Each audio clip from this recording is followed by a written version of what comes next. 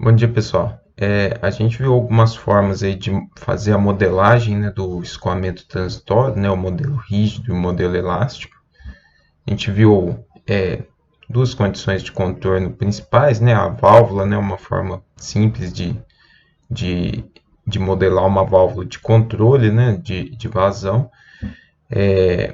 A gente viu também a modelagem das bombas, né, que são talvez os principais equipamentos aí que a gente precise modelar em redes de distribuição, né?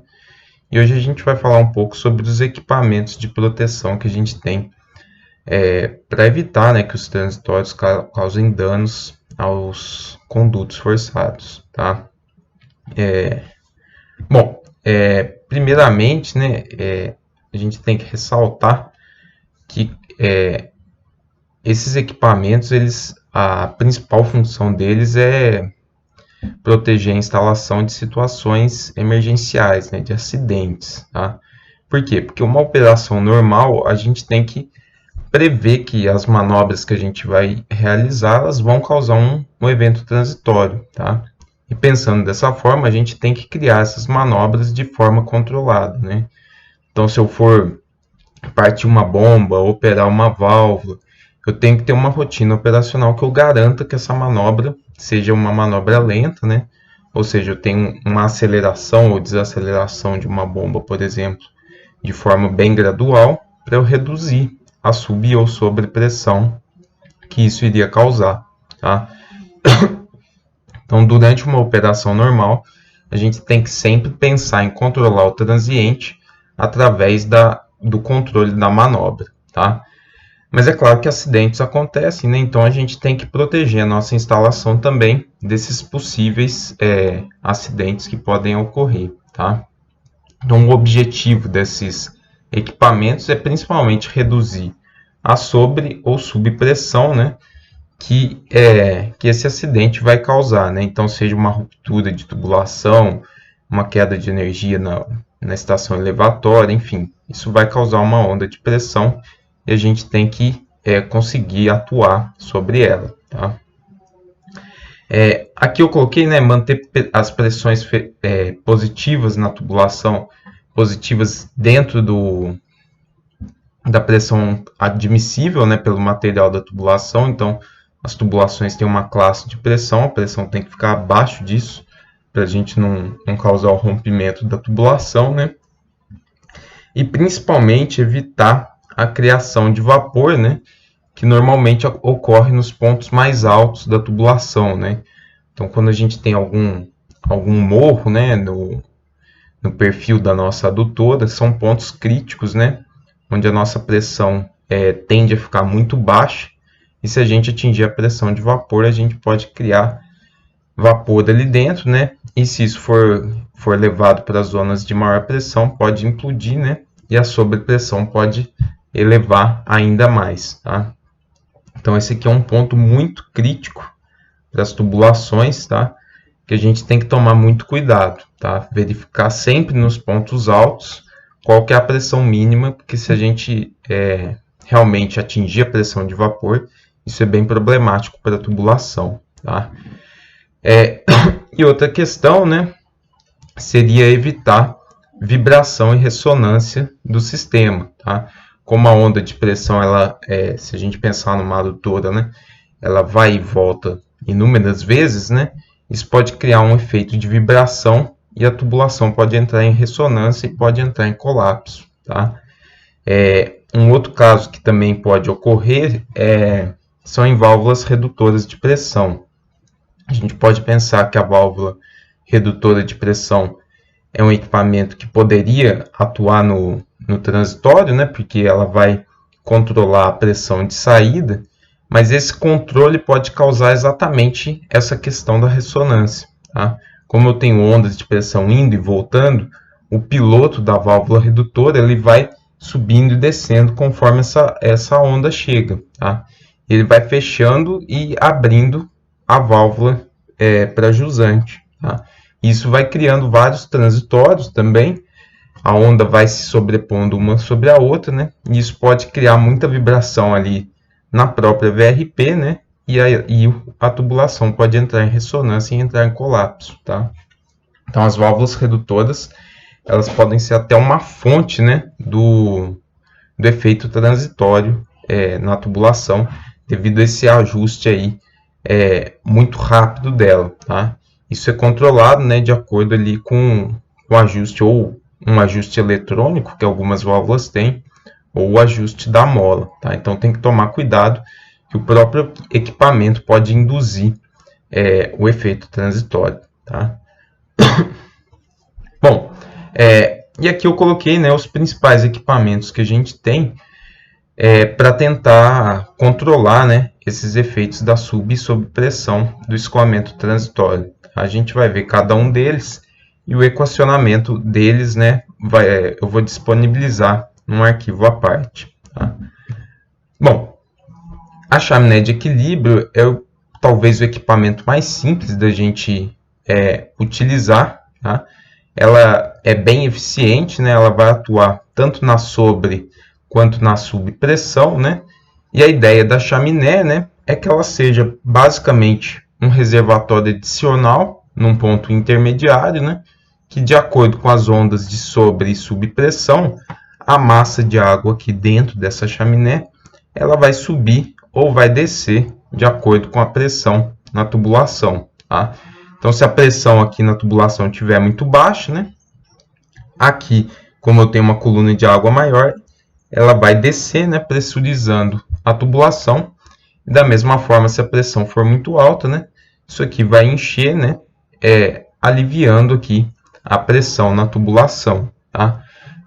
Então, aqui nas figuras que vão seguir, né, a gente vai ter as linhas vermelhas e as linhas rosas como sendo as envoltórias de pressão máxima e mínima do sistema normal, né, sem nenhum equipamento. E a gente vai ter as envoltórias aqui com o equipamento de controle. Tá? Então, vocês percebam que a chaminé ela consegue fazer um controle muito bom, tanto da sub quanto da sobrepressão. Tá? Bom, ela é um equipamento simples, mas ela tem uma grande desvantagem. Tá? Ela precisa estar, o nível de água dela, né, durante a operação normal, precisa estar no mesmo nível da linha piezométrica. Tá? Porque senão eu não consigo fazer o escoamento da vazão que eu quero, né? Então, colocando aqui a chaminé nesse ponto, eu tenho um determinado controle, tá? Se eu quisesse colocar a chaminé aqui mais próxima da minha bomba, o meu controle seria ainda melhor, tá? Porque aqui essa parte de montante, eu teria uma redução ainda maior, tá? O problema é que o nível da minha chaminé, né, ela precisaria ser elevadíssimo aqui, né? Precisaria ter uma chaminé de muitos metros de altura, tá? E aí, economicamente, isso não fica muito viável, tá? Então, a chaminé é ideal quando próximo da bomba aqui eu tenha algum morro aqui, por exemplo, mais ou menos como esse exemplo aqui, né? Eu tenho algum morro aqui bem específico, onde o nível do meu terreno esteja próximo da linha piezométrica, que daí eu não preciso de um nível da chaminé tão elevado, tá? E aí eu reduzo o custo de instalação dela, tá? Em sistemas de bombeamento ela não é tão comum, tá? Por causa dessa desvantagem aí. Mas em pequenas usinas hidrelétricas ela é muito, muito bem aproveitada, tá? Então esse é o primeiro elemento, né? Um elemento bem simples de ser operado, né? Mas tem essa desvantagem do custo. Bom, um outro elemento que também é muito interessante para adutoras muito longas, né, e com vários desses morros aí com pontos altos, é o tanque unidirecional, que a gente chama de TAL. Tá? O TAL ele é mais ou menos como uma chaminé de equilíbrio, mas ele vai atuar só na subpressão. Tá? Então ele tem um determinado nível aqui, tá? Mas ele tem uma válvula de retenção que ele permite o fluxo só no sentido do tal para a tubulação, tá? Ou seja, quando a pressão aqui na tubulação ela baixa muito, essa válvula aqui de retenção se abre, né, e permite o escoamento do tal para a tubulação, né, elevando um pouquinho a pressão na tubulação, tá? Então, na situação original, a gente tem aqui a linha rosa, né, de subpressão, e com o tal a gente eleva um pouquinho aqui essa linha de subpressão mínimo, tá? Bom, o tal é interessante, né, porque eu já comentei ali, né, que esses pontos altos eles são pontos críticos onde a gente pode atingir a pressão de vapor, tá? Então, ele é um equipamento muito eficiente para combater esse problema, tá? Bom, também vai depender, né, a altura do tal aí vai depender das características do sistema, tá? Mas ele normalmente ele é muito mais barato do que a chaminé de equilíbrio, tá? Porém, ele não consegue atuar na sobrepressão, tá? A gente teria que ter um equipamento adicional para controlar as pressões máximas aqui, tá? Mas ele é um equipamento muito bom, principalmente em longas adutoras, né? Onde a gente tem vários pontos altos críticos, tá? Bom, só mais um elemento aqui do tal, né? A gente faz um bypass aqui também, né? Para encher novamente o nível dele, né? De acordo aqui com uma boia, tá? Então, depois que passa o transitório, né? A gente atinge a operação normal de novo. Esse nível de água aqui, né? Ele desceu muito, né? Para controlar a pressão mínima, a gente tem que encher isso de novo, né? Isso é feito automaticamente através de um controle de boia aqui, mais ou menos como os que a gente tem nas nossas caixas d'água, tá? Então, o grande problema aqui, né, é que o tal ele precisa também ter uma determinada altura, né, para que durante o evento transitório ele não esvazie e perca essa capacidade de controle da pressão mínima, tá?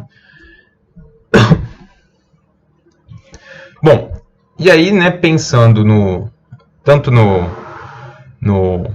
controle da subpressão e da sobrepressão, mas de uma forma mais compacta, foi criado o reservatório hidropneumático, tá? Ou RHO, que a gente chama, tá?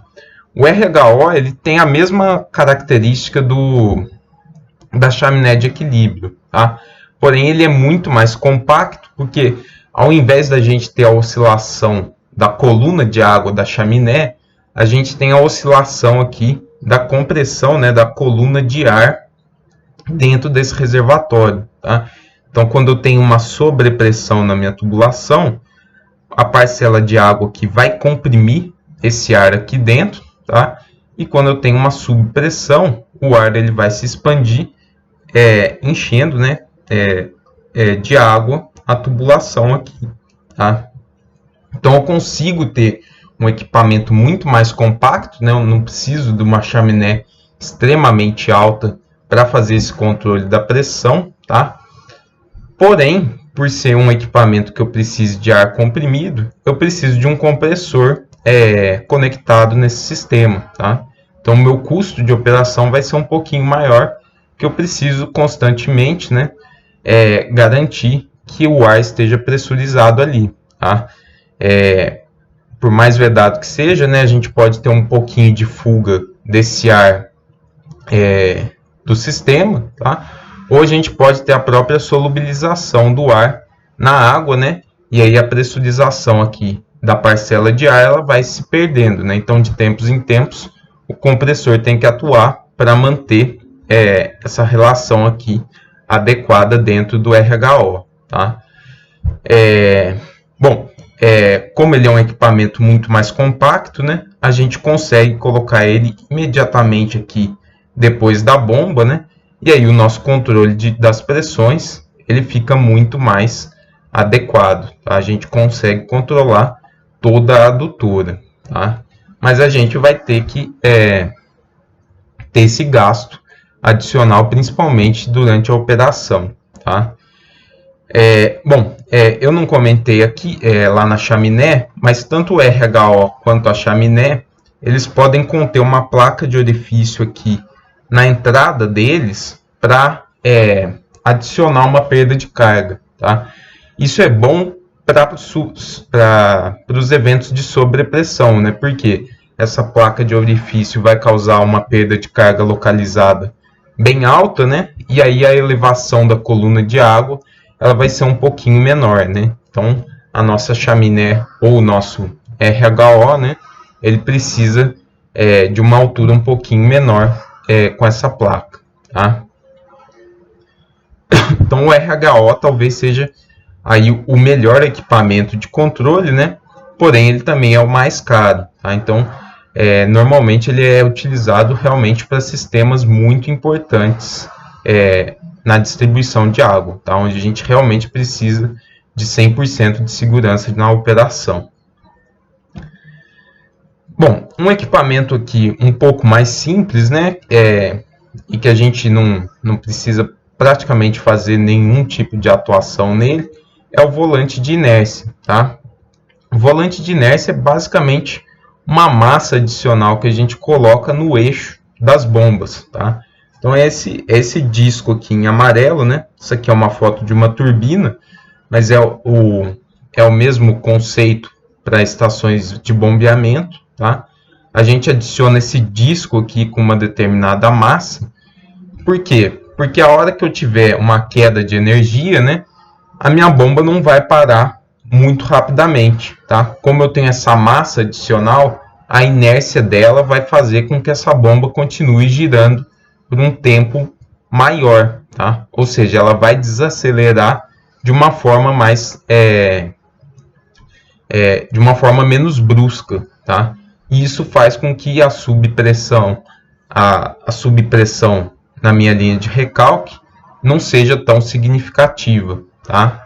Então esse volante de inércia aqui é um equipamento simples, de baixo custo, tá? E que tem até um bom controle, tá? Ele era muito usado mais antigamente porque a gente não tinha nenhum sistema de controle eletrônico, tá? Hoje em dia, com os inversores de frequência, o volante de inércia não tem tanta utilidade na operação normal, tá? Mas para uma operação de emergência, ele pode ser bem interessante, tá? A desvantagem dele, né, é principalmente na partida, tá? Porque como eu tenho uma massa adicional aqui, né, o meu motor ele tem que ter um arranque um pouquinho maior para conseguir girar essa massa, tá? Então é como se a gente fosse sair de carro já na segunda marcha, né? A gente precisa de uma força maior para conseguir começar a girar essa bomba, tá? E ainda durante a operação, né, a gente tem um pouco menos, né? Mas a gente tem um pouco ainda de gasto a mais de energia por causa dessa massa girante, tá? Então a gente tem que ponderar esse gasto, né? Que vai ser constante e adicional ao longo da vida útil do equipamento. Bom, outra válvula, outro dispositivo que a gente tem, né? É a válvula antecipadora de transitório, tá?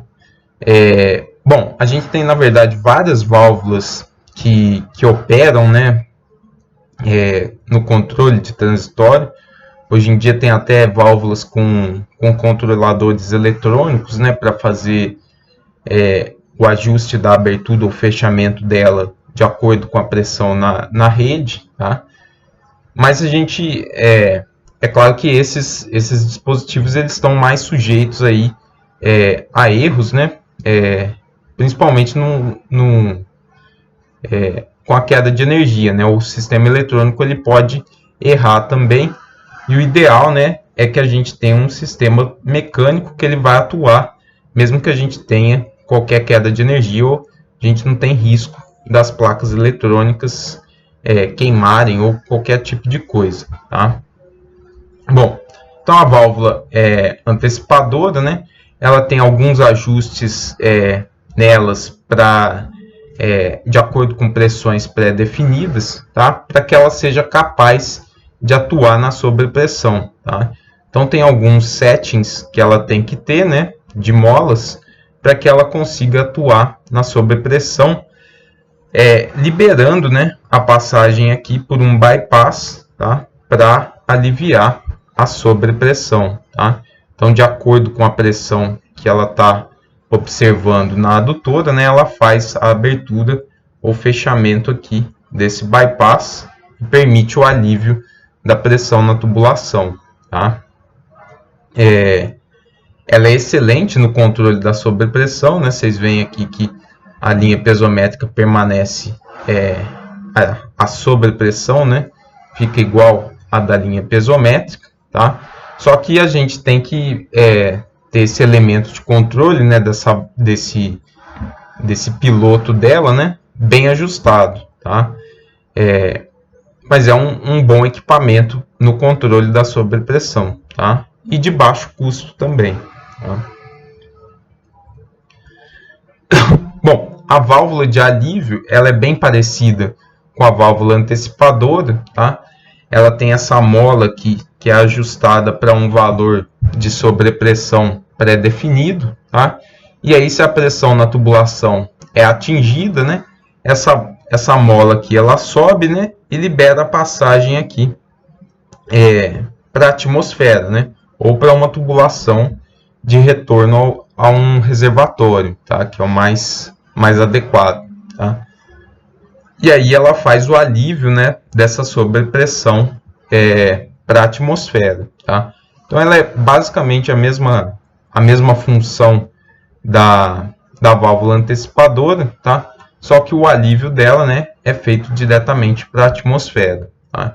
Então o grande problema dela, né, é fazer esse ajuste aqui da mola, né, para que ela seja capaz de atuar na sobrepressão, né? Então, se por exemplo a gente ajuste isso aqui para uma sobrepressão de 100 metros, mas a minha tubulação já colapsa com uma sobrepressão de 80, não vai adiantar nada, tá? A hora que der a sobrepressão de 80, ela não vai atuar e a minha tubulação vai se romper, tá? Então a gente tem que saber exatamente qual que é essa pressão crítica para o sistema, né? E qual que é a sobrepressão máxima também que vai ocorrer no sistema, tá?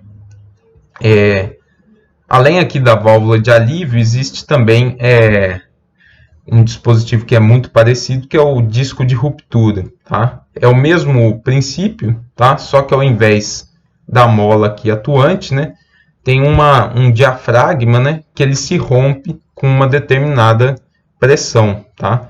Então a válvula de alívio ela atua diversas vezes, né? Mas o disco de ruptura ele vai atuar uma vez só, né? A hora que esse diafragma se rompe, a gente tem que substituir ele, né? Para caso outra sobrepressão ocorra, né? Ele esteja novamente fechado e atue novamente, tá? Senão ele vai ficar um buraco lá, liberando água para a atmosfera. Bom, e por fim, né? A gente tem as ventosas, tá? Que são um equipamento muito importante nas tubulações, tá? Por quê? Porque elas permitem a entrada e saída de ar na tubulação, tá? Principalmente em processos de enchimento da tubulação, a gente precisa desse dispositivo para liberar o ar que está contido dentro da tubulação, tá? Então aqui nessa figura, né, a gente está mostrando exatamente o enchimento da tubulação, né? Aí a água vai entrando na tubulação e a ventosa aqui ela permite a liberação do ar, né, para a atmosfera, tá? Se isso não ocorrer, né, se essa liberação não ocorrer, o ar ele pode ficar preso nos pontos, principalmente nos pontos mais altos, tá? E aí eu posso ter a compressão dele, né? Eu posso ter a separação da coluna de água, e isso, na hora que eu for operar o sistema completamente, né, pode causar um efeito transitório. Eu posso romper a minha tubulação, tá? Então, as ventosas são muito importantes nesse processo de enchimento, tá? Durante a operação, né, a boia da ventosa aqui, ela fica fechada, né, com a operação só com água, tá? Mas se eu atingir, por exemplo, a pressão de vapor, formar gás nos pontos mais altos, essa boia aqui ela vai tender a cair, né? Porque o ar, como ele é mais leve, ele vai se deslocar para o ponto mais alto. Essa boia aqui vai tender a cair, né? E aí ela vai liberar a passagem para que esses gases sejam liberados de novo para a atmosfera, tá? Então ela é um elemento muito importante para a tubulação, tá? A gente sempre coloca elas nos pontos mais altos, exatamente por causa disso, né? O ar, como ele é mais leve, ele tende a se deslocar para esses pontos mais altos, tá? Onde ele vai se acumulando, né? E a cada determinado tempo, né? Onde a gente tem o enchimento da câmara aqui, ele consegue ser liberado para a atmosfera, tá? Bom, então esses são os equipamentos principais aí que a gente tem para proteção de tubulações, tá? Só para finalizar, né? A gente sempre tenta verificar 2 pontos críticos, né, do sistema, que são esses pontos altos, né? Que eu comentei que são muito suscetíveis à criação de vapor, tá? E a gente sempre tenta também colocar os equipamentos de proteção mais próximos dos elementos causadores, né, do efeito transitório, né? No caso aqui dos desenhos, né, da bomba e da válvula de retenção. Por quê? Porque daí eu tenho um controle de toda a tubulação quanto a sobre e subpressão, tá? Então esses 2 pontos são os pontos principais na atuação contra a sobrepressão, tá? Proteger e verificar os pontos mais altos, né, se eles realmente vão atingir a pressão de vapor, e tentar colocar a proteção mais próximo dos elementos de manobra, tá? No caso de um sistema de condutos forçados, né, essas duas regras também valem, tá? Mas a sobrepressão máxima, ela acaba, na maioria dos casos, sendo bem atenuada, tá? Porque como a gente tem uma rede normalmente malhada, né, e vários tubos, a reflexão das ondas em cada um dos tubos acaba atenuando uma a outra, tá? Então é muito mais complexo a gente avaliar a proteção de uma rede de distribuição de água, tá? Mas se a gente tiver problemas constantes de rupturas de tubulações, esses equipamentos de proteção eles também são válidos, tá? E aí o ideal é tentar fazer o estudo, né, considerando essas 2 regras. A instalação de dispositivos nos pontos altos e próximos às válvulas e bombas do sistema.